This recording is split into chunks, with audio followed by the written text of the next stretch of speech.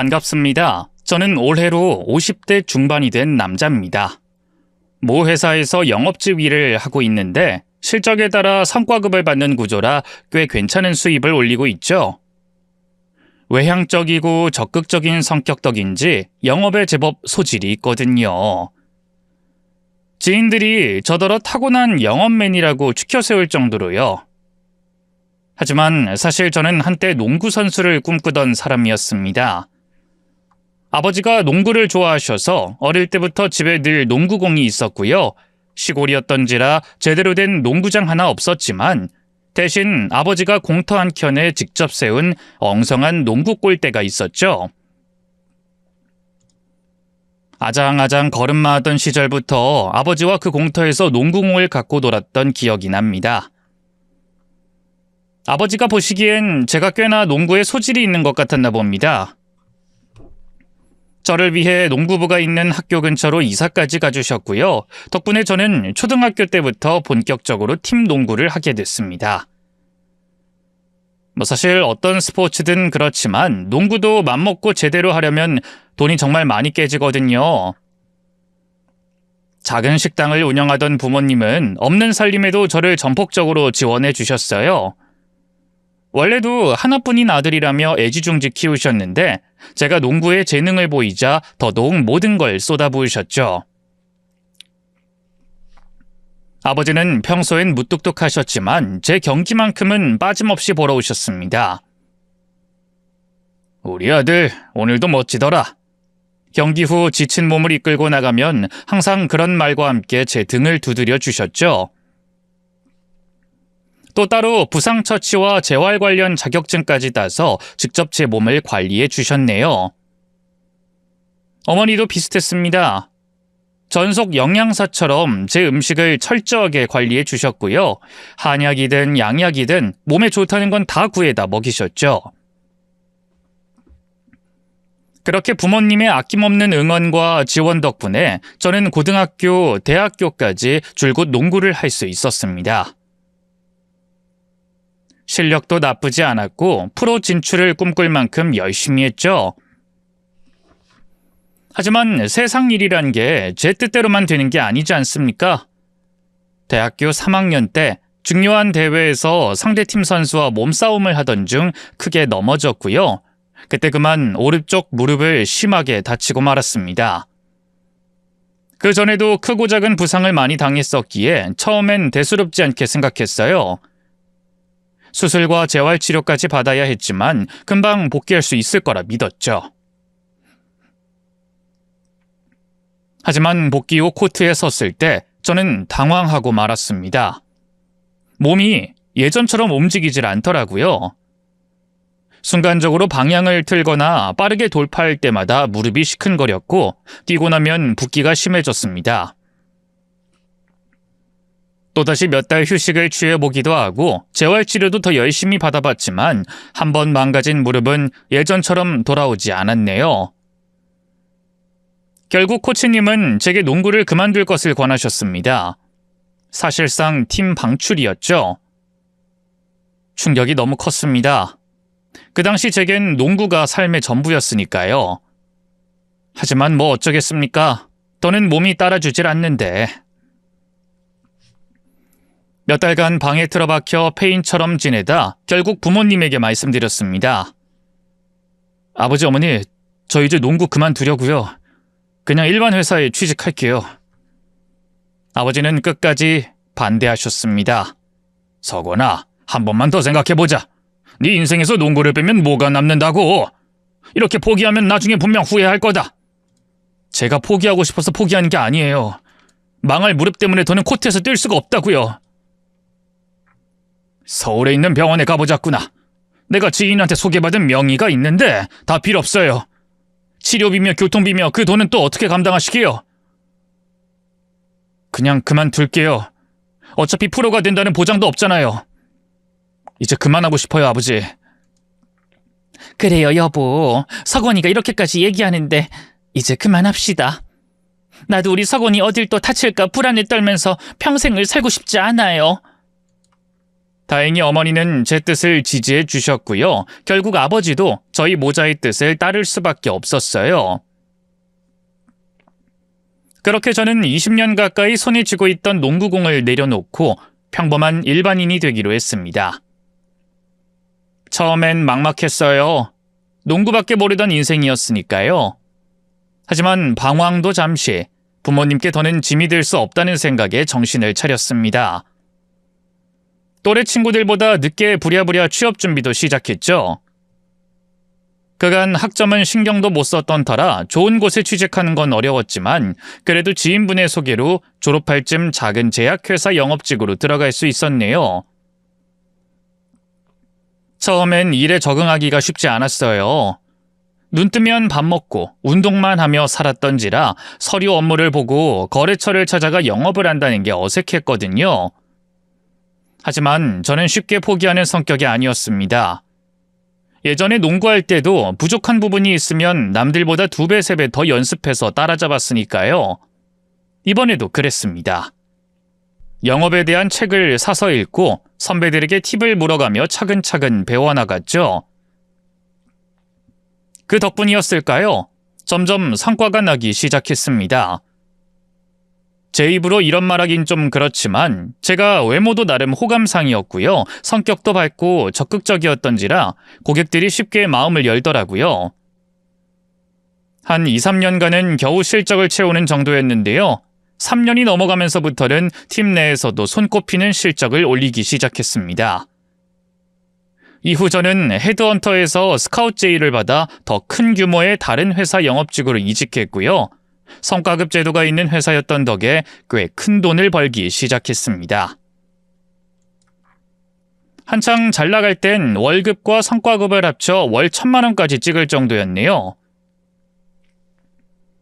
돈을 벌면서 가장 먼저 한 일은 부모님 앞으로 되어 있던 빚을 갚는 거였습니다. 그건 효도도 뭣도 아니고 당연한 일이었어요.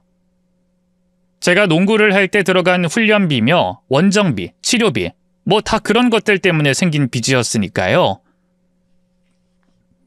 부모님이 대출까지 받아가며 저를 뒷바라지해 주신 덕분에 저는 부족함 없이 운동에만 집중할 수 있었죠. 그런 부모님에게 늘 고맙고 죄송한 마음이 컸습니다. 그래서 집에 있는 빚을 갚고 난 뒤로는 부모님에게 다달이 용돈을 드리려 했어요. 하지만 두 분 다 단호하게 거절하시더군요. 우리가 어디 아파서 일을 못하는 것도 아니고 사지 멀쩡해서 밥벌이 잘하고 있는데 왜? 서건이 네가 힘들게 버는 돈 아니냐? 허튼 데 쓰지 말고 네 장래를 위해 모아둬라.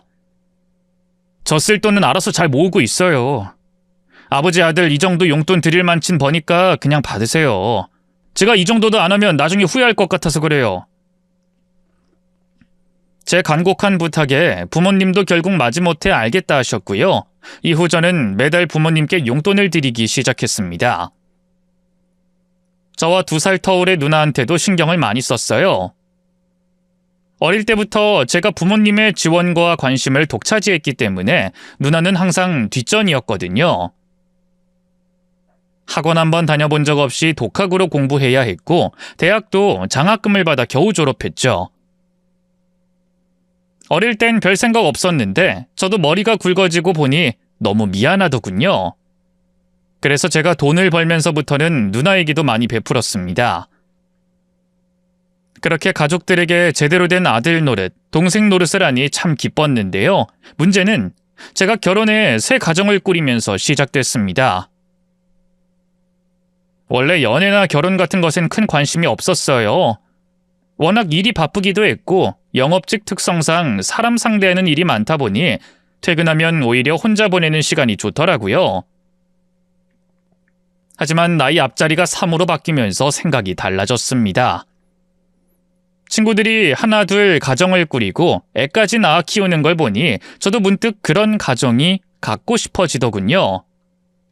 그러던 중 같은 회사에서 일하던 여직원과 가까워졌습니다. 귀여운 외모와 달리 차분한 성격의 야무진 사람이었어요. 영업직은 아니었지만 지원부서에서 일하며 우리 팀을 여러모로 서포트해주던 직원이었죠. 처음엔 그냥 업무적으로만 대화하는 사이였는데요. 어느 날 회식 자리에서 좀 더 깊은 이야기를 나누게 됐고 그날을 계기로 서로에게 호감을 느끼기 시작했습니다. 그렇게 몇 개월 정도 요즘 젊은 친구들 말로 썸이라고 하나요? 뭐 그런 걸 타다가 연애를 시작했고 1년 뒤에 결혼에 꼴이 냈네요. 뭐 이렇게 그냥 축약해서 말하니 되는 대로 아무 상대나 고른 것 같은데 그건 절대 아니었습니다. 저는 운동선수 출신이기 때문에 우직하고 외골수적인 면이 있어서요. 한번 결혼하면 무조건 그 사람에게 절대 충성이었기 때문에 배우자는 더 신중하게 고르려 했습니다. 아내는 저와 대화도 잘 통했고요. 가정적이고 똑똑한 여자였어요. 그래서 평생 함께 잘 살아갈 수 있을 거란 확신이 들어 결혼까지 한 거였죠. 그런데 결혼 생활이 시작되자 생각보다 서로 다른 부분이 많다는 걸 깨닫게 됐습니다. 특히 돈 문제에서 의견 충돌이 심했는데요. 저는 결혼한 뒤로도 부모님께 계속 용돈을 드리고 싶었어요. 부모님이 저 때문에 얼마나 많은 걸 희생하셨는데 결혼했다고 나 몰라라는 건 도리가 아니라고 생각했죠. 게다가 그쯤에 어머니가 허리를 크게 다치셔서요. 식당 일을 거의 못하고 집에 누워만 계셨거든요. 병원비며 두 분 생활비며 들어갈 돈이 한두 푼이 아니었죠. 물론 당연히 저희 집에만 용돈을 드릴 생각은 아니었습니다. 장인어른 장모님은 시골에서 농사를 지으셨는데요. 마찬가지로 형편이 그렇게 썩 좋지는 않았어요. 그래서 결혼 후 장인어른 장모님에게도 다달이 저희 집과 똑같은 액수로 용돈을 붙여드리려 했습니다. 제가 그 정도는 감당할 만큼의 벌이가 됐으니까요.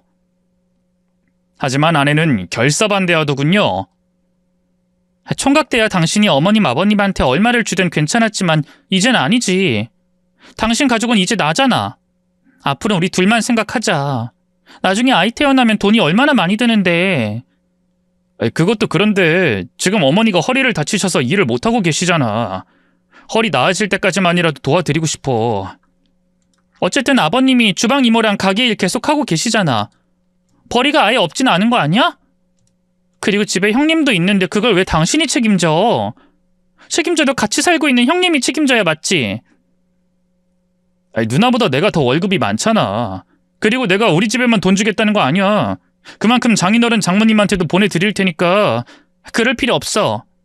그냥 양가에 다 안 보내면 될 일이잖아. 정 힘드시면 어머님 아버님이 먼저 얘기하시겠지. 그때 도와드려도 충분하지 않아? 계속 돈 보내드리면 결혼 전처럼 계속 용돈 주겠구나 그렇게 당연시 여기실 수도 있다고. 솔직히 그건 너무 부담스러워. 결혼했으니 가정이 1순위가 돼야 한다는 걸 저도 이해 못하는 건 아니었어요. 하지만 다른 것도 아니고 어머니가 아픈 상황인데 그렇게 얘기하니 참 서운하더군요. 결국 타협점을 찾지 못했고 한동안 저희 사이도 신혼 같지 않게 냉랭했는데요. 그런데 며칠 뒤에 어머니께 갑자기 전화가 왔습니다. 석원아, 이번 달 병원비 너희 아버지가 벌써 납부했으니까 돈 보낼 필요 없다. 앞으로는 용돈도 그만 보내고. 네? 갑자기 왜... 갑자긴 인서가. 너도 이제 결혼했는데 네 가정 먼저 챙겨야지. 불현듯 가슴 한구석이 싸해졌어요. 어머니가 갑자기 이런 전화를 건 데는 아내의 입김이 작용한 게 아닌가 하는 의심이 들더군요. 어머니, 혹시 미경이가 전화해서 뭐라고 하던가요? 아니다, 새아가가 뭐라고 하긴. 그냥 너희 아버지랑 얘기해보고 내린 결론이야. 네가 우리를 좀 챙겼니? 그건 참 고마운데 이제 너도 결혼했으니까 장차 태어날 손주 생각해서라도 돈을 좀 아껴야지. 일단 알겠습니다, 어머니. 몸조리 잘하시고요. 또 연락드릴게요. 더 추궁한다고 해서 어머니가 사실대로 말씀하실 것 같지 않아 일단 전화를 끊었습니다. 그리고 바로 누나에게 전화했죠. 누나라면 뭔가 알고 있지 않을까 했거든요. 아니나 다를까 누나는 대번에 역정을 내면서 진실을 얘기해 주더군요. 엄마가 말하지 말라고 해서 가만히 있었는데 진짜 옳게 너무한 거 아니니? 사람 그렇게 안 받는데 진짜. 며칠 전에 엄마한테 전화해서 그랬다더라. 앞으로는 용돈 안 받으시면 안 되겠냐고. 너무 부담스럽다고. 뭐? 그게 진짜야? 그래. 뭐 그것까진 그렇다 쳐. 나도 같은 여자니까 이해할 수 있다고. 근데 엄마 병원비까지 들먹이면서 알아서 해결하라는 식으로 얘기한 건 너무한 거 아니야? 어떻게 아픈 시어머니한테 그럴 수가 있어? 누나의 말에 화가 머리끝까지 치밀어 올랐어요. 부부끼리 상의해야 할 문제에 왜 부모님을 끌어들였는지 이해할 수가 없었습니다. 저는 퇴근 후 집에 돌아가자마자 아내에게 물었어요. 당신 어머니한테 전화해서 대체 뭐라고 한 거야? 내가 뭘? 잡아댈 생각하지 마. 당신이 어머니한테 용돈이랑 병원비 문제로 눈치 준 거 다 알고 있으니까. 참나, 어머님이 그러셔? 당신한테 말 절대 안 할 것처럼 굴더니만. 어머니가 얘기한 거 아니야. 그리고 지금 그게 중요해? 대체 어머니한테 그런 전화를 왜 한 건데? 어머님한테 얘기 안 했으면 당신 계속 고집 부렸을 거잖아. 나도 오죽하면 그랬겠어? 뻔뻔한 아내의 태도에 기가 막혔어요. 저도 모르게 언성이 높아졌죠. 아니 그게 말이 돼? 이건 우리 부부끼리 상의해서 결정해야 할 문제야. 근데 왜 당신 혼자 결정하고 우리 어머니한테 쓸데없는 말을 해? 뭐? 쓸데없는 말? 세상 사람들한테 다 물어봐라. 결혼 후에도 남편이 시댁에 돈 100만 원씩 퍼주겠다는데 어느 누가 잘한다 했지? 내가 돈을 못 버는 것도 아니고 다른 직장인들보다 두세 배씩 벌잖아. 근데 꼴랑 그 100만 원이 아까워? 내가 버는 내 돈인데 네가 왜 이래라 저래라 하냐는 말이 목끝까지 차올랐어요. 결혼하자마자 아내는 바로 직장 생활을 그만두고 전업주부로 들어앉은 상태였거든요. 하지만 그렇게 말하면 아내의 자존심은 박살날 테고 저희 부부 사이도 돌이킬 수 없다는 생각이 들었습니다. 그래서 꾹 참고 차분하게 얘기했죠. 당신 마음도 이해 못하는 거 아니야. 하지만 부모님 용돈만큼은 내가 챙겨드릴 수 있게 해줘. 나 대학 시절까지 농구하면서 집에 있는 돈 참 많이도 까먹었다고. 그건 갚아야지. 물론 장인어른 장모님한테도 똑같이 드릴 테니까. 내가 한 달에 1,000만 원 가까이 버는데 200 정도는 없는 돈인 셈 쳐도 아무 문제 없잖아. 알겠어. 당신 마음대로 해. 결국 아내에게 억지로 대답을 받아내긴 했는데요. 결국 제 뜻을 관철시킬 순 없었어요. 모든 사실을 알게 된 부모님이 끝까지 돈을 받지 않겠다고 버티셨거든요. 결국 아내의 뜻대로 상황이 마무리된 거였죠. 참 속상했지만 어쨌든 앞으론 부모님과 아내 사이에서 줄다리기를 잘하자 생각하고 넘기려 했는데요. 그땐 몰랐습니다. 이건 단지 시작에 불과하다는 걸 말이죠. 이후 몇 년간 저희 결혼 생활은 평온했습니다. 사실 돈 문제로 그렇게 싸우긴 했지만 어쨌든 아내는 현모양처럼 불려도 손색 없는 사람이었어요. 아침을 꼭 챙겨 먹는 저를 위해 새벽같이 일어나 손수 밥을 차려줬고요. 퇴근 후에도 집안을 깨끗하게 정돈해놓고 따뜻한 밥상을 차려놓은 채 저를 기다렸죠. 그뿐인가요? 결혼한 지 2년 차에 접어들었을 무렵엔 그토록 바라던 딸아이도 태어났네요. 자식을 키워보신 분들은 공감하실 텐데요. 아이가 태어나면서 저희 부부의 결속력은 한층 더 끈끈해졌습니다. 애정을 넘어선 어떤 동지애 같은 게 생겼다고나 할까요? 덕분에 저희 부부 사이는 딸아이가 태어난 뒤로도 아무 문제 없었어요. 아내는 출산 후에도 여전히 가정적이었고요. 딸에게도 헌신적인 엄마였죠. 저 역시 좋은 아빠가 되기 위해 노력했습니다. 퇴근하고 집에 오면 아이부터 보고 주말에도 온전히 가족과 시간을 보내려고 했죠. 그러던 어느 날이었어요. 누나가 갑자기 퇴근 후에 따로 만나자고 하더군요. 결혼하고 아무래도 좀 소원해졌던 터라 반가운 마음으로 만나 저녁을 먹었는데요. 헤어질 무렵 누나가 한참 뜸을 들이다가 어렵게 입을 열더군요. 저기 석원아, 나 곧 결혼해. 뭐? 진짜?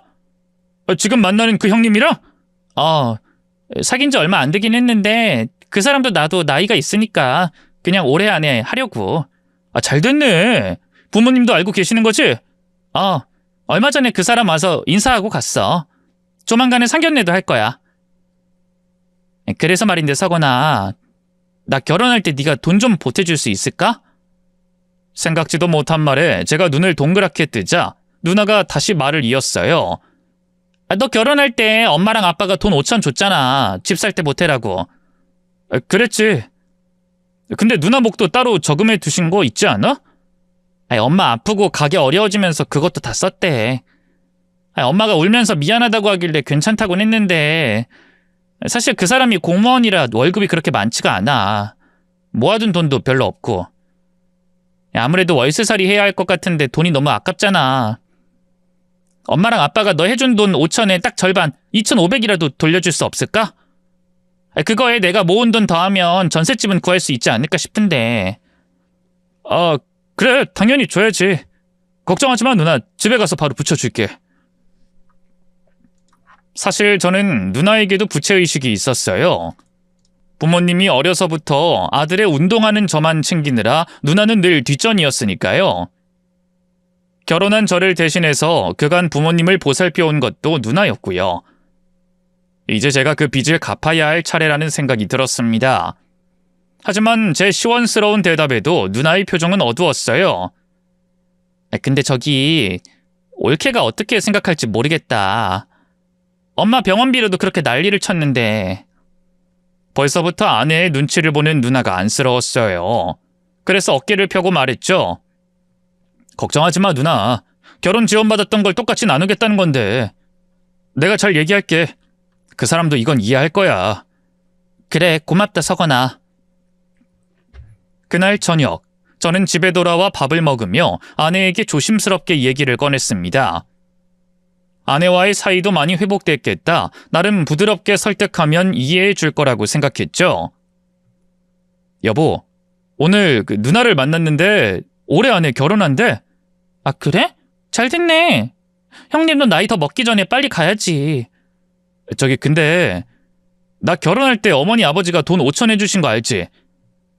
근데 지금 우리 집 형편이 누나한테 똑같이 해줄 만큼은 안 돼서 누나가 혹시 나 받은 5천에서 반 정도만 돌려줄 수 있겠냐고 하더라고.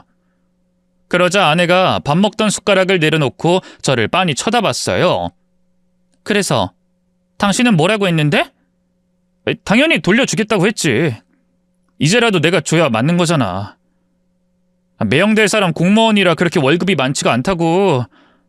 지금 집을 사기는커녕 월세살이 할 형편이래. 근데 우리는 결혼하면서 바로 이 아파트 샀고 집값도 많이 올랐잖아. 그래서 당신이 2,500을 주겠다고 했다고? 진짜로? 아내는 헛웃음을 지으며 고개를 절레절레 흔들었어요. 와, 진짜 어이없네. 당신 우리 가정 경제 상황 생각은 하고 하는 말이야? 가정 경제 상황? 솔직히 좋은 편 아니야?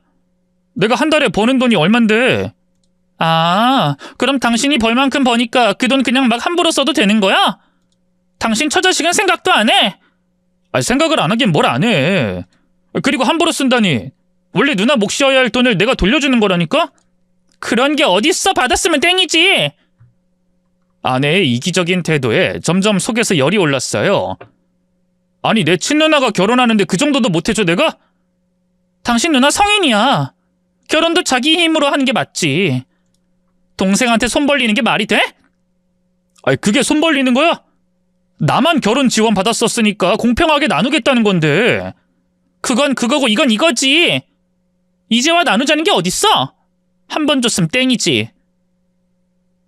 희정이도 점점 클 테고 앞으로 돈 들어갈 일이 얼마나 많은데. 왜 자꾸 당신 식구들만 챙기려고 드는 거야? 당신 진짜 가족은 나랑 희정이라고. 입장 바꿔 생각해봐. 처남이 결혼하는데 도와달라고 하면 당신 입 싹 씻고 모른 척 할 거야? 여기서 내 동생 얘기가 갑자기 왜 나와? 아내와 제 싸움은 이번에도 평행선을 달렸어요. 그렇게 서로 감정의 골만 깊어지던 바로 그때 갑자기 아내가 너무나 충격적인 얘기를 꺼내더군요. 좋아. 그렇게 당신 멋대로 할 거면 우리 이혼하자. 뭐? 이혼? 그래. 그렇게 당신 가족들 챙기고 싶으면 이혼하고 혼자 된 다음 챙겨. 난 우리 딸이랑 둘이서 알아서 잘 살 테니까. 얘기가 왜 그리로 튀어? 뭐가? 나 지금 장난하는 거 아니야. 당신이 형님 결혼자금 대신 보태주겠다고 하면 나 진짜 당신이랑 갈라설 거라고. 아내의 형형한 두 눈빛을 보니 그냥 하는 말 같진 않았어요. 결국 저는 누나에게 전화를 걸어 말했습니다. 누나, 미안한데 아무래도 어려울 것 같아. 올케가 반대하나 보네. 미안. 이혼 얘기까지 나오고 분위기가 너무 험악해져서. 그냥 내가 다 미안해, 누나. 아니야, 네가 뭘 미안해. 너도 네 처자식 먼저 챙기는 게 맞지. 근데 좀 서운하긴 하다. 너한테도 올케한테도. 누나의 마지막 말이 가시처럼 박혔습니다. 전화를 끊고 나서도 마음이 편치 않더군요. 하지만 아내는 아랑곳하지 않더라고요. 유난 떨지 말라 그래. 다른 집도 다 그래. 아들 결혼할 때랑 딸 결혼할 때 지원이 다를 수밖에 없다고. 역사적으로 아들, 딸 차별이 유구한 나라인데 형님은 뭘 그렇게 서운해해. 전 그러면 어머님, 아버님한테 따져야지. 당신한테 받은 걸 뱉어내라는 게 맞는 거냐고. 됐어, 이제 그만해. 저는 아내와는 말도 섞기 싫었는데요. 어쩌면 여자분들은 아내의 입장을 더 이해하실지도 모르겠습니다. 결혼한 이상 원가족에게 경제적으로 도움을 주는 건 지양해야 한다고 말이죠. 하지만 그렇다면 똑같이 해야 맞는 거 아닌가요? 처음 용돈 문제가 터졌을 때 아내는 자기 집에도 절대 돈을 주지 않겠다고 말했는데요. 하지만 시간이 흐를수록 조금씩 그 태도가 달라지더군요. 그걸 알게 된 계기는 밀린 통장 정리를 하면서였습니다. 출금 내역을 보니 아내가 저 모르게 장인어른 계좌에 돈 몇백을 다달이 보냈더라고요. 여보, 통장에 이거 뭐야? 뭐가? 장인어른 계좌로 몇 달 전부터 200~300씩 보냈잖아. 아, 그거? 엄마가 요즘 좀 어렵다고 해서. 당신도 알잖아. 시골 농사 짓는 게 얼마나 힘든지. 이번에 가뭄 때문에 수확량이 많이 줄었대. 그래? 그래도 앞으로 나한테 미리 말은 좀 해줘. 그때까지만 해도 저는 크게 따지지 않았습니다. 부모님한테 돈을 못 보내드린 지 한참 됐지만 장인어른 장모님이 농산일 때문에 많이 고생하신다는 걸 알고 있었으니까요. 유치하게 난 안 된다고 했으면서 넌 뭐냐 이렇게 따지고 싶지도 않았고요. 또 한 번은 장인어른이 사고로 다리를 다쳐 입원하셨는데 변변찮은 보험도 없으셔서 입원비며 생활비며 그 비용을 제가 다 댔습니다. 그래도 저는 아무 말하지 않았어요. 장인어른 장모님 역시 내 부모나 다름없었으니까요. 그런데 그걸 일종의 허락으로 생각한 걸까요? 이후 아내는 처갓집에 거의 돈을 퍼다 주다시피 했습니다. 특별한 이유도 없이 작게는 몇십만 원에서 많게는 몇백만 원까지 통장으로 싸주고요. 제 카드를 아예 장인어른 장모님에게 줘버리는 바람에 두 분이 제 카드로 생활을 하시기도 했죠. 그게 끝이 아니었습니다. 그쯤에 대학을 졸업한 처남이 공무원 시험을 준비하겠다고 했는데요. 처음엔 시험 준비와 알바를 병행하겠다고 했어요. 학원비며 문제집 값이며 솔찬이 드는데 그걸 장인어른 장모님이 도와줄 여력이 안 됐으니까요. 근데 시험에 한두 번 떨어지고 나더니 안 되겠다면서 아내에게 도와달라고 손을 벌리더군요. 누나, 알바하면서 공부하려니까 체력도 안 되고 시간도 너무 부족해. 이러다간 죽도 밥도 안 될 것 같은데 딱 1년만 누나가 도와주면 안 될까? 그래, 알겠어. 필요한 돈이 얼만데? 아내는 저와 상의도 없이 처남의 학원비는 물론 생활비까지 대기 시작했습니다. 그 사실을 알고 기가 막히더군요. 당신 뭐 하는 거야? 왜 나랑 한마디 상의도 없이 처남 공무원 시험을 지원해줘? 누나가 돼서 그것도 못해줘 그럼? 아니, 우리 누나 결혼할 때 당신이 어떻게 나왔는지 생각해봐. 그거랑 이건 다르지. 형님은 돈을 염치 없이 그냥 달라는 거였잖아. 근데 상철이는 자기 시험 합격만 하면 다 갚는다고 했어. 아내는 당당했습니다. 처남이 합격만 하면 다 갚을 건데 뭐가 문제냐는 식이더군요. 저도 더는 아무 말도 하지 않았습니다. 아내의 말에 납득한 게 아니고요. 더 얘기해봤자 싸움만 커질 게 뻔했으니까요. 하지만 인내심 좋은 저도 결국 폭발할 일이 생기고 말았습니다. 바로 아버지의 환갑 선물 때문이었죠. 마침 제가 그쯤 승진도 했고 투자한 주식까지 운 좋게 대박이 나서 제법 큰 돈을 벌었거든요. 결혼 후 못 하나 해드린 게 없어 마음에 내내 걸리던 차였어요. 마침 아버지 환갑이겠다. 제대로 좀 챙겨드리고 싶더군요. 고민하다 아버지 평생 소원이 유럽 여행이었다는 걸 떠올리고 아내에게 얘기했어요. 아버지 환갑 기념으로 어머니랑 같이 유럽 여행을 보내드리겠다고 말이죠. 그런데 웬걸 아내는 이번에도 단칼에 반대하더군요. 뭐? 유럽 여행? 미쳤어? 두 분 같이 보내드리면 못해도 1,000만 원은 깨질 텐데. 그 돈이면 우리가 뭘 할 수 있는 줄 알아? 큰 돈인 거 나도 알지. 근데 우리 부모님이 살면 얼마나 더 사시겠어. 나 뒷바라지 한다고 고생은 고생대로 하셨는데 당신 희정이 낳고 나서도 우리 어머니가 몸조리 다 해줬잖아. 그거 갚는다 생각하고 보내드리자. 아무리 그래도 유럽 여행은 너무 간 거지. 차라리 가까운 일본이나 동남아를 보내드려. 노인네들 체력도 안 좋은데 유럽 가면 고생만 한다고. 좀 더 싸고 가까운 나라로 여행지를 바꾸라는 아내를 보면서 정이 떨어지더군요. 당신은 참 한결같다. 내가 처가 식구들 돕는 건 당연한 거고 우리 집 식구들 돕는 건 절대 안 되는 거야? 아니 난 그런 뜻이 아니라 유럽 가봤자 어차피 어머님 아버님 나이 때문에 제대로 즐기지도 못해. 그냥 돈만 바닥에 버리는 거라니까? 그건 당신이 판단할 문제가 아니지. 이번엔 나도 양보 못해. 우리 아버지 평생 꿈이 유럽 땅 밟아보는 거였는데 최고 좋은 비행기랑 호텔 잡아서 보내드릴 거야. 당신 자꾸 이러면 나 이혼! 그래 하자. 나도 당신처럼 이기적인 여자랑은 더 못 살겠으니까.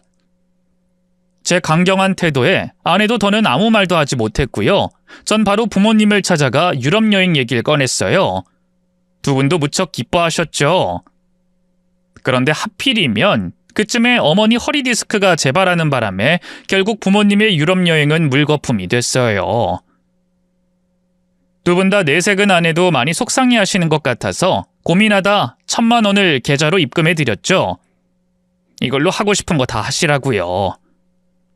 아버지가 절대 안 받겠다고 하는 걸 제가 강경하게 우겨서 보내드렸네요. 부모님은 고민하다 결국 그 돈을 누나한테 준 것 같은데요. 기분 나쁘긴커녕 오히려 기뻤어요. 그렇게라도 누나를 도울 수 있어서 다행이다 싶었죠.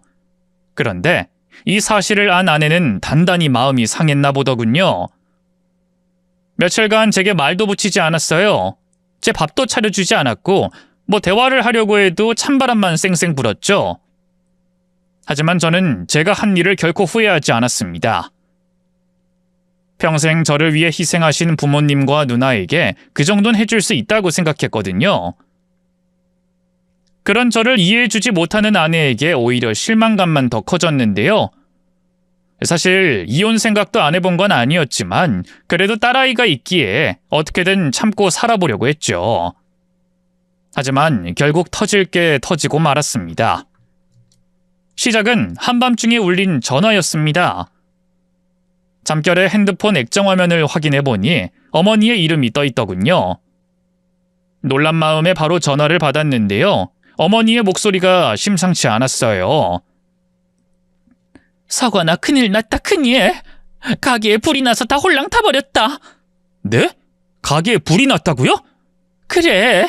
웬 미친놈이 술 처먹고 옆 가게에 불을 질렀는데 그게 우리 가게까지 옮겨붙는 바람에 어쩌면 좋냐, 석원아. 문제는 부모님의 집이 가게 바로 위층이라는 거였어요. 그곳까지 까맣게 전소됐다 하더군요. 두 분 다친 데는 없는 거죠? 다행히 우리 둘 다 밖에서 저녁 먹고 있었어서 다치진 않았는데 가게고 집이고 다 타버렸으니 이를 어쩌면 좋냐. 화재보험 들어둔 게 있긴 한데 보상이 얼마나 들런지. 일단 제가 갈게요, 어머니. 저는 아내에게 사정을 설명하고 그 길로 부모님이 계신 곳으로 달려갔어요. 두 분 다 까맣게 타버린 가게 앞에서 어쩔 줄 몰라 하고 계시더라고요. 괜찮으세요, 아버지 어머니? 어디 다치신 데는 없어요? 응, 다친 데는 없다. 그래도 네가 와주니 마음이 좀 놓이는구나. 걱정 마세요. 당장 우리 집으로 올라가세요. 같이 지내시면 돼요. 부모님께서 처음엔 거절하셨지만 결국 제가 강하게 밀어붙여 집으로 모시고 왔는데요. 하지만 집에 도착하자마자 예상치 못한 일이 벌어졌습니다. 아내가 현관문 걸쇠를 걸어 잠그고 문을 열어주지 않는 겁니다. 처음엔 잠든 줄 알았는데요. 전화를 거니 대번에 받아선 그러더군요. 당신 미쳤어? 어머님 아버님을 집까지 데려오면 어떡해? 뭐? 그게 무슨 말이야? 내가 말했잖아. 지금 어머니 아버지 가게고 집이고 다 타버렸다니까? 그럴 때 지내는 대피소 같은 거 지역마다 있잖아. 그런 데서 불편하게 어떻게 지내? 아이고 아주 효자 나셨다. 아내는 빈정거리며 그대로 뚝 전화를 끊어버렸어요. 제가 다시 걸어도 절대 받지 않고요. 문도 열어주지 않더군요. 부모님도 뭔가 이상한 낌새를 눈치채셨는지 그냥 다시 가겠다 하시더라고요. 저는 그런 부모님에게 일단 제 차에서 잠시만 기다려달라고요. 현관문을 두드려 아내를 불렀습니다. 여보 잠깐만 나와봐. 어머니 아버지 내려보냈으니까 잠깐 얘기 좀 하자고. 그제야 현관문이 열리고 아내가 밖으로 나왔습니다. 저는 행여나 이웃 사람들이 들을세라 집 안으로 들어가 문을 굳게 닫았죠. 그리고 애써 분노를 참으며 말했습니다. 당신한테 상의도 없이 두 분 집으로 데려온 건 미안해. 나도 화재 때문에 놀라서 경황이 없어서. 일단 여기까지 모시고 왔으니까 하룻밤만 재워드리자. 글쎄 난 싫다니까. 불편하고 귀찮아. 그러니까 하룻밤만 일단 재워드리자고. 그냥 보낼 순 없잖아. 시간도 늦었는데. 그럼 그냥 호텔에서 주무시면 되는 거 아니야? 뭐? 호텔에서 자라고? 저는 너무 황당해서 말이 나오지 않았습니다. 부모님이 집과 가게를 모두 잃고 당장 갈 곳이 없어져 모셔왔는데 단 하룻밤도 못 재우겠다고 호텔로 보내라니요. 어쩜 이렇게 못돼 처먹었을까 하는 생각밖엔 들지 않더군요. 그런 제 마음을 아는지 모르는지 아내가 다시 차가운 표정으로 입을 열었어요. 그래, 돈도 많은데 호텔에서 자라 해. 당신이 아버님 환갑이라고 1,000만 원이나 드렸잖아. 그 돈이면 몇 달은 호텔에서 지낼 수 있겠네. 그 순간 속에서 뭔가가 와르르 무너지는 기분이었어요. 아내는 그때까지도 제가 부모님에게 1,000만 원을 드린 일로 앙심을 품고 있었던 겁니다. 저는 화를 참지 못하고 그대로 손을 뻗어 아내의 뺨을 때렸어요. 그러자 아내가 놀란 것도 잠시, 이내 두 눈을 흡뜨며 저를 노려보더군요. 당신 지금 날 때렸어? 그래, 맞을 만한 말을 했으니 맞아야지. 뭐? 호텔로 가라고? 그게 지금 할 소리야? 내가 뭘? 이 집은 내 집이기도 해. 당신한테나 죽고 못 사는 부모지 나한텐 어렵고 불편한 시짜 인간들일 뿐이라고. 내가 내 집에서 왜 불편하게 자야 하는데? 뭐? 시짜 인간? 말 조심해라 너. 하지만 제 경고에도 아내는 코웃음을 칠 뿐이었어요. 참나, 나한테 상의도 없이 1,000만 원이나 줘놓고 그 돈으로 호텔 가라는 게 그렇게 잘못이야? 당신 진짜 계속 이런 식으로 나올 거야?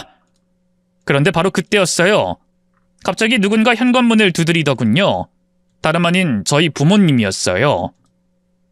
언제 올라오셨는지 저희가 다투는 소리를 다 들으신 것 같더군요. 저기 서거나, 우린 그냥 근처 호텔 가서 하룻밤 묵을 테니까 그만 쉬거라. 그래, 어멈도 우리가 늦은 시간에 찾아와서 당황스러웠지. 우리 이만 갈 테니까 편히 자거라. 잠시만요, 어머니 아버지. 저는 재빨리 현관문을 열고 두 분을 잡았어요. 이렇게 그냥 가시면 어떡해요. 그러지 말고 어서 안으로 들어가세요. 여보, 뭐하고 있어? 어머니 아버지 안으로 모셔. 저는 아내가 제 말에 장단을 맞춰주길 바랬습니다. 저와 싸우는 건 싸우는 거고 도리는 해야 하니까요. 하지만 아내는 입술만 삐죽일 뿐 조금도 움직일 생각을 않더군요. 결국 아버지는 헛기침을 하면서 엘리베이터를 타고 아래층으로 내려가 버렸고요. 어머니도 어색한 표정으로 제 어깨를 쓰다듬었어요. 됐다. 호텔 가면 되는데 어멈 불편하게 뭐하러. 다음에 다시 오마. 어머니가 내려갈 때까지도 아내는 인사조차 하지 않더라고요. 기실 아내가 저희 부모님을 쫓아낸 거나 다름없었죠. 그 순간 저는 결정을 내렸습니다. 아내와 갈라서기로 말이죠. 전 다시 달려가 아내의 뺨을 한 대 더 때렸어요. 그리고 이를 악물며 말했죠. 넌 정말 피도 눈물도 없는 년이야. 더는 너 같은 년이랑 못 살겠다. 우리 이혼하자. 뭐?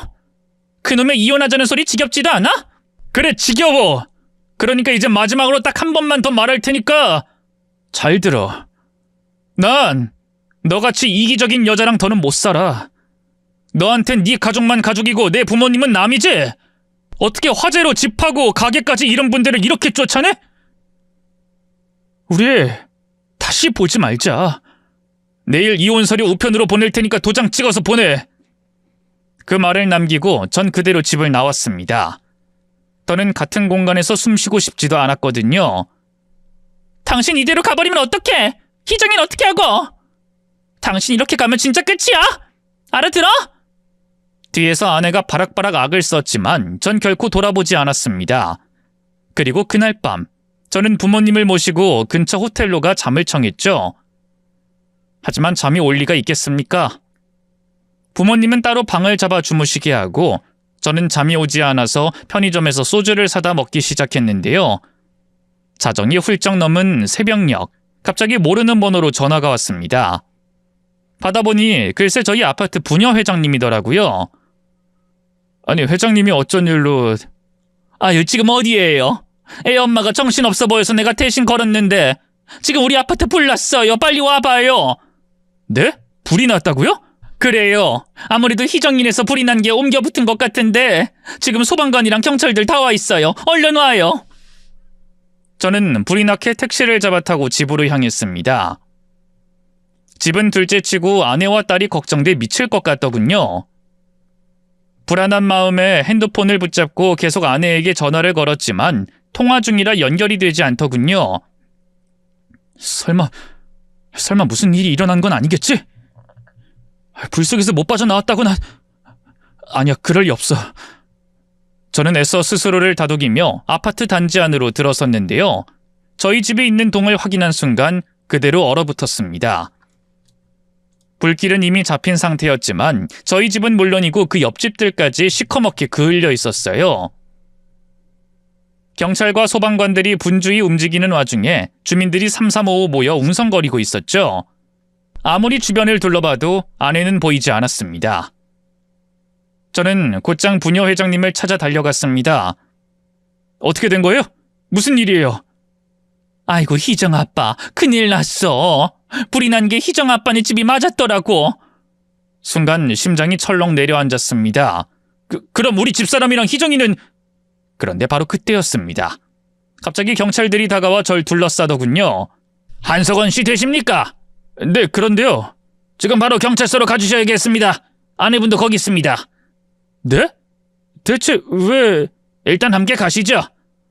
저는 아내도 경찰서에 있다는 말에 순순히 경찰차에 올라탔습니다. 하지만 심장 한켠은 불안하게 술렁거렸죠. 경찰서에 도착하니 딸아이가 제일 먼저 달려와 제 품에 안겼습니다. 아빠! 그래, 희정아. 많이 무서웠지? 아빠! 우는 아이를 달랬던 것도 잠시. 곧 경찰이 얘기 좀 하자고 하더군요. 아이를 여자 경찰에게 맡겨두고 저는 경찰들을 따라 다른 방으로 이동했는데요. 그곳에 아내가 앉아 있더라고요. 당신 괜찮아? 어디 다친 곳은 없어? 아니 왜 이렇게 전화를 안 받아? 걱정되는 마음과 반가운 마음이 교차해 아내를 끌어안았는데요. 아내는 흠칫 놀라 시선을 피하기만 할 뿐 아무 말도 않더군요. 하긴 바로 전날까지만 해도 이혼하겠다며 뺨을 때렸는데 그럴 만도 했죠. 저는 머쓱한 표정으로 아내에게서 떨어져 그 옆에 자리를 잡았습니다. 그 사이 연락을 받고 도착한 부모님이 딸을 데리고 호텔로 돌아가셨고요. 저와 아내 앞으로 나이 지긋해 보이는 경찰이 마주 앉았는데요. 심상치 않은 분위기에 긴장한 것도 잠시, 이내 그 경찰이 너무나 충격적인 말을 하더군요. 그러니까 아내분 말씀은 남편분이 불을 지른 거란 말씀이시죠? 일순 저는 너무 놀라 입을 떡 벌렸는데요. 더 기가 막힌 건 아내가 그 말에 얼른 고개를 끄덕였다는 겁니다. 네, 확실해요. 제 남편이 불을 질렀어요. 당신 그게 지금 대체 무슨 소리야? 잡았대 생각 마. 어머님, 아버님 가게랑 집 불탔는데도 내가 우리 집에 안 들이니까 당신 그걸로 앙심 품은 거 아니야. 나도 똑같이 만들어주려고 우리 집에 불 지른 거 내가 모를 줄 알아? 그게 무슨 말도 안 되는... 아무렴 내가 그렇다고 우리 집에 불을 지르겠어? 당신이랑 희정이도 있는데. 그럼 멀쩡한 집에 불이 왜 나는데? 사람이 눈이 돌면 뭔 짓을 못해? 아내는 제가 방화범이라고 굳게 확신하는 눈치였어요. 새벽녘에 몰래 집에 들어와 불을 지른 거라고 하더군요. 그 말도 안 되는 얘기에 머릿속이 띵해졌습니다. 당신 미쳤어? 진짜 내가 우리 집에 불을 질렀다고 믿는 거야? 당신 나랑 이혼한다느니 하면서 난리치고 나 때리기까지 했잖아. 근데 불은 못 지르겠어? 보아하니 술도 먹은 것 같은데 술김에 그런 거지? 경찰 앞에서 거짓말할 생각 말고 사실대로 말해. 경찰들마저 저를 의심하는 눈치였어요. 전 억울해서 미칠 지경이었습니다. 아무리 아니라고 해도 제가 집을 나간 시간이랑 화재 발생 시간이 얼추 맞아떨어진다는 이유로 경찰도 쉽게 의심을 거두지 않더군요. 한석원 씨, 평소 배우자랑 갈등이 많았다고 들었습니다. 그날도 부모님 가게 화재 문제로 크게 다투셨고요. 혹시 감정적으로 격양돼서 충동적으로 불을 지른 건 아니에요? 아니라고요. 제가 그럴 이유가 어딨어요? 집에 불을 내서 얻는 게 뭐가 있습니까? 그런데 바로 그때였어요. 문득 집에 설치돼 있던 보안용 카메라가 떠오르더군요. 물론 카메라 자체는 불에 이미 타버린 상태였지만 촬영 데이터가 실시간으로 제 핸드폰에 전송되도록 설정돼 있었거든요. 잠시만요. 집 거실에 카메라가 설치돼 있거든요? 그 영상은 바로 제 핸드폰 앱에 저장되고요. 그걸 보면 화재 원인을 알 수 있을지도 몰라요. 저는 허둥지둥 주머니에 있던 핸드폰을 꺼내 보안용 카메라와 연동된 앱을 켰어요. 그리고 경찰과 확인하려던 순간 아내가 갑자기 벌떡 일어나 제 핸드폰을 낚아채더니 바닥에 던져버리더군요. 어디서 또 사기를 치려고. 당신이 불 지른 거 맞잖아. 그만 인정해. 당신 지금 이게 뭐 하는 짓이야? 갑자기 내 핸드폰을 왜 집어던져? 제 고함에도 불구하고 아내는 아예 제 핸드폰을 짓밟으려 했어요. 하지만 그 전에 경찰들이 빠르게 아내를 제압했고요. 제 핸드폰도 무사히 경찰들 손에 넘어갔죠. 보안용 카메라 영상을 확인하려고 하니 갑자기 난동을 부리다니. 아무리 생각해도 너무 수상했어요. 경찰들 역시 그렇게 생각한 걸까요? 자기들끼리 눈짓을 주고받더니 아내와 저를 각각 다른 곳에 격리하고 핸드폰을 가져가 버리더군요. 그렇게 얼마나 시간이 흘렀을까요? 경찰이 아내와 저를 다시 한 곳으로 불렀는데요. 가타부타 말없이 제 핸드폰 속 영상을 보여줬는데 그걸 확인한 순간 저는 얼어붙고 말았습니다. 아내가 어떤 남자와 함께 거실에서 뜨거운 스킨십을 나누고 있었습니다. 바로 옆엔 향초가 피어져 있었는데요. 얼마 안가 두 사람이 안방으로 자러 들어가고 향초가 엎어지면서 소파 쪽으로 불이 옮겨 붙는 게 보였죠. 저는 그대로 주먹을 불끈 쥐었어요. 이게 뭐야? 저 새끼 대체 누구야? 아내는 입에 악교라도 붙인 양 아무 말도 하지 않았어요. 저는 다시금 목소리를 높여 말했죠. 내 말 안 들려? 저 새끼 대체 누구냐고! 여보, 이 사람은 그냥 친한 오빠야. 내가 너무 힘들어서 같이 술이나 먹고 속풀이 하려고. 친한 오빠? 넌 친한 오빠를 집에 불러서 향초까지 켜고 술을 마시냐? 둘이서 붙어먹느라 집에 불이 난 것도 몰랐던 거야? 제 말에 아내는 엉엉 울며 미안하다는 말만 되풀이했어요. 미안해 여보. 일부러 그런 게 아니야. 당신이 날 너무 힘들게 하니까. 너무 힘들게 해서 이 새끼랑 붙어먹고 불을 냈다는 거야? 심지어 그걸 나한테 덮어 씌우기까지 하고? 미안해 여보. 사실대로 얘기하면 이 사람이랑 내가 같이 있던 것까지 걸릴 테니까 그게 너무 무서워서. 저는 배신감과 분노로 아무 말도 할 수 없었는데요. 그 사이 잠자코 있던 경찰이 바로 상간남을 소환했죠. 기가 막히게도 아내의 전 남자친구더군요. 둘이 저 모르게 다시 붙어먹은 지 3개월이 넘었더라고요. 경찰이 말리는 것도 아랑곳 않고 그 자식을 개패듯이 패버렸네요. 이후 아내와 상간남은 실화로 인한 과실치상 혐의로 입건됐습니다. 게다가 저희 집뿐만 아니라 위층과 옆집까지 피해를 입혔으니 보험사에서도 구상권 청구를 하겠다고 나섰죠. 이 모든 걸 감당할 수 없게 되자 아내는 제 앞에 무릎을 꿇었습니다. 여보 미안해. 정말 미안해. 제발 한 번만, 나 한 번만 봐주면 안 돼? 내가 널 왜 봐줘? 나를 방화범으로 몰려고 했던 여자를? 일부러 그런 게 아니야. 그땐 너무 당황해서 당신한테 들키면 안 된다는 생각에 당신이랑 헤어지고 싶지 않아서 그런 거라고. 웃기시네. 평생 돈돈거리기만 했던 여자가 바람핀 거 걸려서 위자료 뜯길까봐 그랬던 거겠지? 두고 봐. 네가 두려워하던 대로 다 해줄 테니까. 여보, 왜 그래 진짜? 나 버리지 마, 제발. 아내는 울면서 매달렸지만 전 단호하게 그런 아내를 밀어냈고요. 홀로 돌아섰습니다. 그리고 바로 변호사 사무실로 찾아가 이혼 소송을 준비했죠. 상간자 소송은 물론 위자료 소송까지 민형사상으로 걸 수 있는 건 다 걸었네요. 지리한 법적 다툼 끝에 아내는 결국 모든 걸 잃었습니다. 중과실 실화죄가 인정됐지만 고의도 아니었고 초범이었던지라 감옥에 가진 않았는데요. 대신 어마어마한 벌금과 보험사의 구상권 청구로 빚더미에 앉았죠. 화재로 다른 주민들이 다치고 집과 재산이 탔는데 그 피해액만 못해도 수억 원이지 않겠습니까? 전업주부의 가난한 친정을 둔 아내는 그 돈을 갚을 능력이 당연히 없었고요. 상간남 역시 사정은 크게 다르지 않았습니다.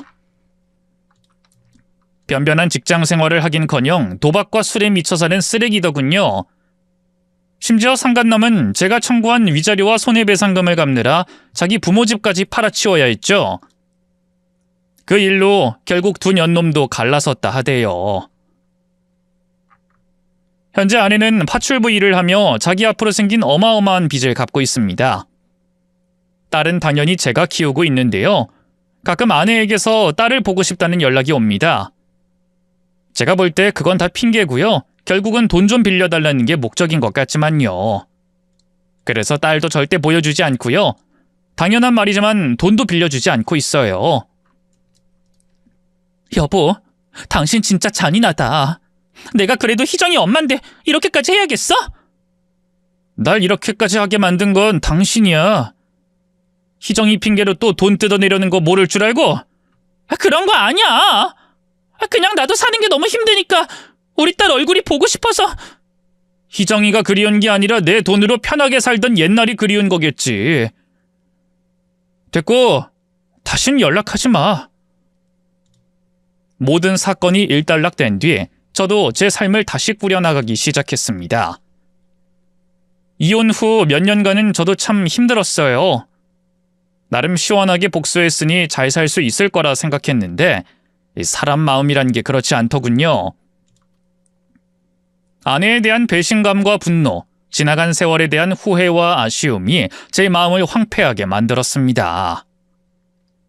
그래도 시간이 약이라고 지금은 저도 남들만치 잘 살고 있습니다. 좋은 여자를 만나 재혼도 했는데요. 지금 아내는 저와 마찬가지로 결혼에 대한 아픔이 있는 사람인데요. 그래서인지 저와 비슷한 점이 많고 가정에 대한 애정도 남다릅니다. 전 남편과의 사이에서 낳은 자기 아들은 물론 저희 딸까지 참 잘 챙기죠. 저희 부모님에게도 얼마나 잘하는지 몰라요. 전처는 어려워하던 저희 부모님이 저희 아내는 우리 며느리 하면서 참 예뻐하신답니다. 그만큼 저도 처갓집에 잘하려고 하고 있고요. 이렇게 지나간 일을 글로 옮겨 적고 나니 새삼 오늘도 따뜻한 저녁 식탁에서 사랑하는 가족과 함께 웃음을 나눌 수 있다는 것에 감사하게 되네요. 썰밤 가족분들도 곁에 있는 식구들을 소중하게 챙기시길 바랍니다. 긴 얘기 들어주셔서 고맙습니다. 모두 건강하세요.